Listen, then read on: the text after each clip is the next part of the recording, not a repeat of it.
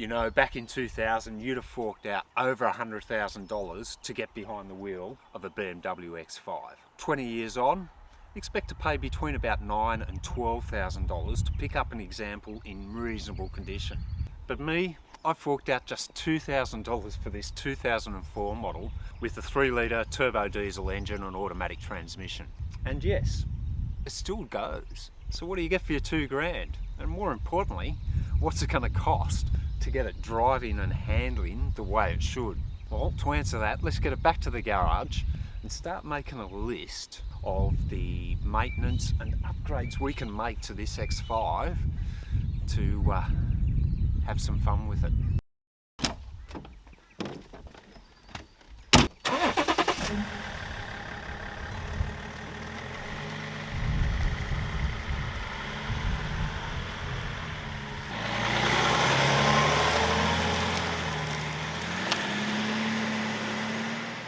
Now, as I said, it still drives, and overall it's not too bad. It's a 20-year-old car, so it's not going to be perfect, and there are going to be things that are wrong with it. But one of the things I have noticed is that, well, excuse me, it's really suffered from a lack of proper maintenance.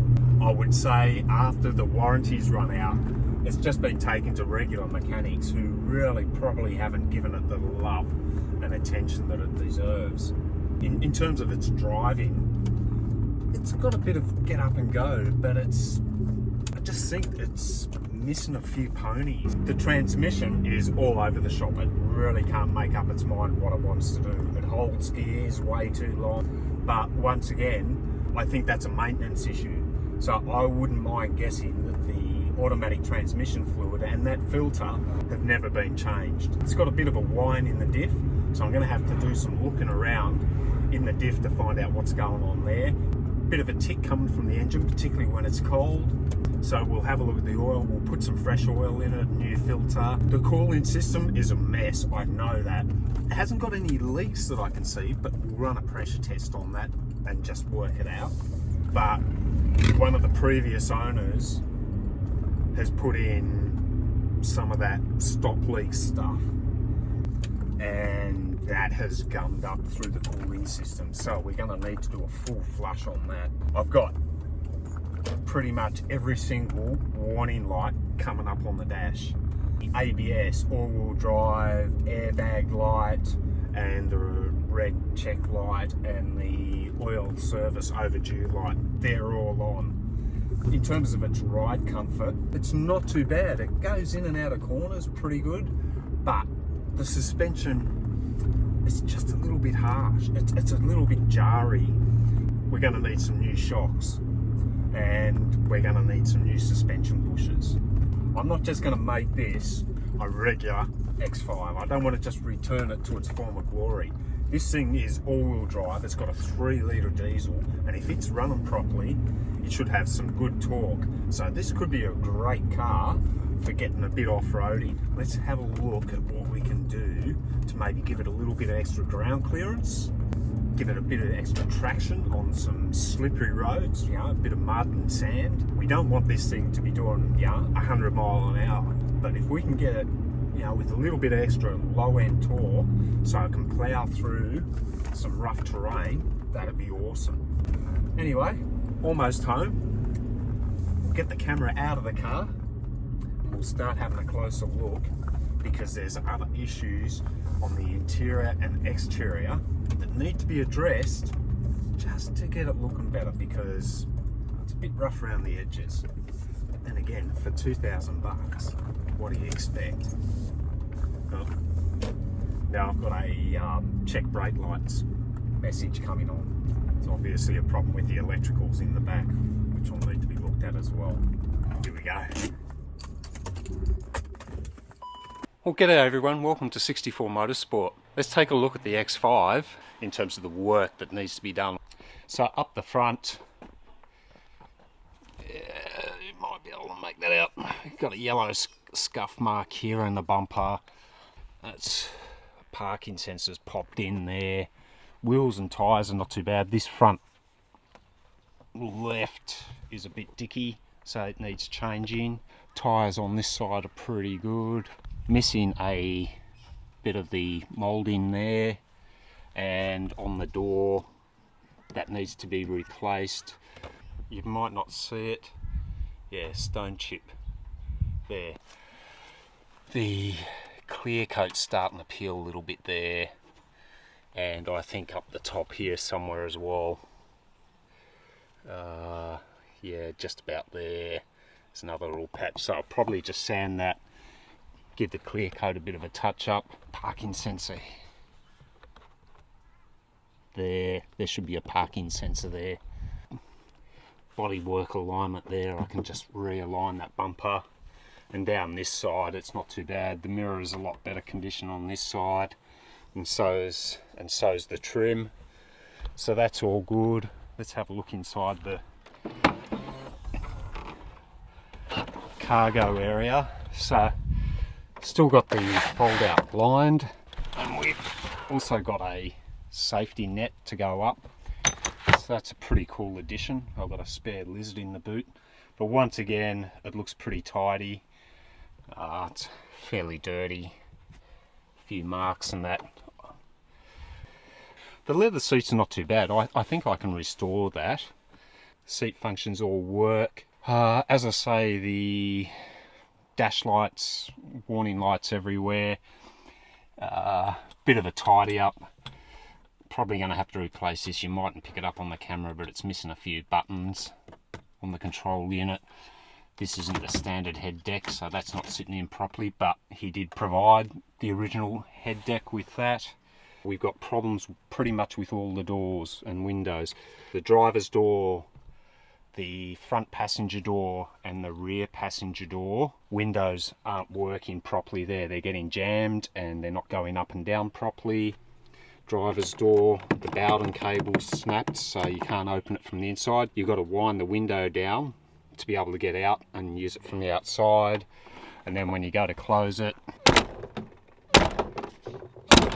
there we go, now it's closed. That's, I think, what's setting off the airbag light, because there's an airbag in that door, and I think that's what's setting it off. So door latch needs to be replaced there, and this is the right hand rear passenger door.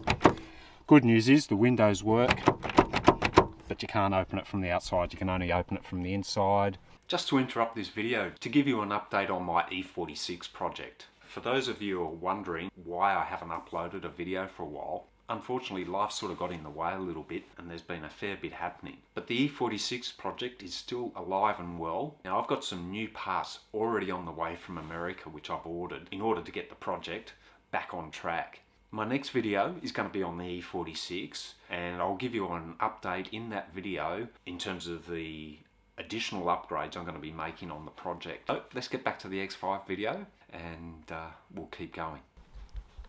Okay, so I've just popped the bonnet. Let's see if we can... Oh, that sounded positive. Try to do this one-handed. Get the bonnet up. As you can see, this is looking really manky. This hasn't probably been cleaned for 5 or 6 years. There's not a lot of grease and oil everywhere, so that's a good sign. The plastic's all looking good, Nick, so all the plastic's in good, hasn't gone hard and brittle. Over here, that bracket needs to be tidied up, and same with this one. They're both looking a bit ordinary. Inside here, so this is your expansion tank.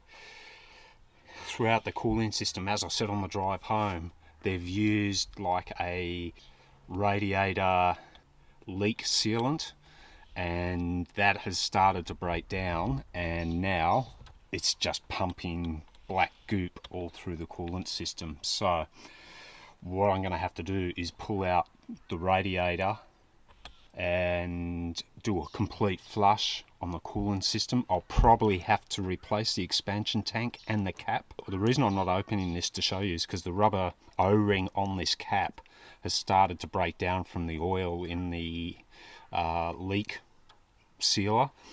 So I don't want to take it off just yet because it's not leaking, and I'm afraid if I take it off then it's going to cause a problem. So I still need to be able to drive this car for a while. So I'll take the radiator out, do a complete flush on it. I'm going to replace the expansion tank because the little float thing inside is actually sticking to the bottom of the expansion tank, so it's not working properly. So the only fix for that, I think, is to replace that, put a new cap on it to fix that, flush the radiator and do a flush on the whole cooling system, and then refill it with new BMW coolant. Oil service lights coming on, so I'll do an oil change, oil filter change over this side.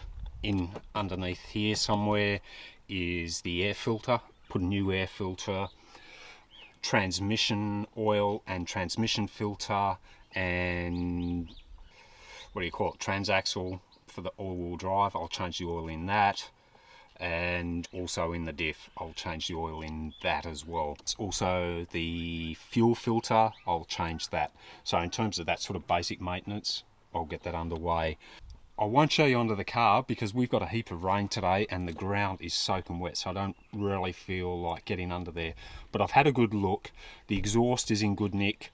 The rear bushes definitely need changing. They're really old and starting to crap. I'm just going to go standard BMW spec. No real polyurethane there. New bushes up the front. New shocks. I'll retain the springs. See how that goes, but I will replace the spring mounts to freshen up the rubber on those, and that should smooth out the ride considerably, and then I'll make a decision on the springs. The diff carrier bushes need to be replaced, so I haven't ordered those yet because I also noticed there's a bit of a leak on the left hand side of the diff. So I'd say the seals in the diff need to be changed as well. So I'll get all that done a bit later on. That'll probably be in the next sort of stage. So there's a fair bit of work. As I say, I paid $2,000 for the car. It's going to cost me about $1,000 for insurance and rego. So that takes me up to $3,000. If I can keep my spend around $4,000, that gives me a total of all in about $7,000. Basically it means that I've got a $7,000 car, which is probably worth about 10 to 12. So I'll make a little bit of money if I decide to sell it. I'm going to put the camera on the tripod and let's run through some of the improvements that I want to make to this X5 to get it more like a four-wheel drive and less like a daily driver. So here's the plan for the X5. First, we've got to address all those maintenance issues and get all those error codes cleared up. Also, we need to fix those annoying little problems with the windows and the door latches. Next, the suspension. If I want this X5 handling some rough terrain, then all those worn rubber suspension components need to be refreshed. Also, the shocks are way beyond their use by date, so they need to be replaced as well. If I'm going to be taking the X5 off-road, I need a little bit more ground clearance. So I'm going to have a look at some options to get the X5 just sitting a little bit higher. Off-road means rough terrain, rocks, tree stumps, that sort of thing. So I'm going to need some underside protection to protect the engine and the drivetrain. So the plan here is to custom fabricate some bash plates and that sort of thing for underneath the car and match it to a nice aggressive bull bar to get the X5 looking a lot more aggressive and fit for the purpose of off-road driving. This is going to be a fun project, taking this run-of-the-mill X5 to something which is going to stand out from the pack. And if you'd like to follow the journey, consider subscribing and ringing the notification bell so you get a notification each time I upload a new X5 project video. I've really enjoyed your company today. Thank you so much for watching. But until we meet again, look after yourselves, stay safe, and TTFN.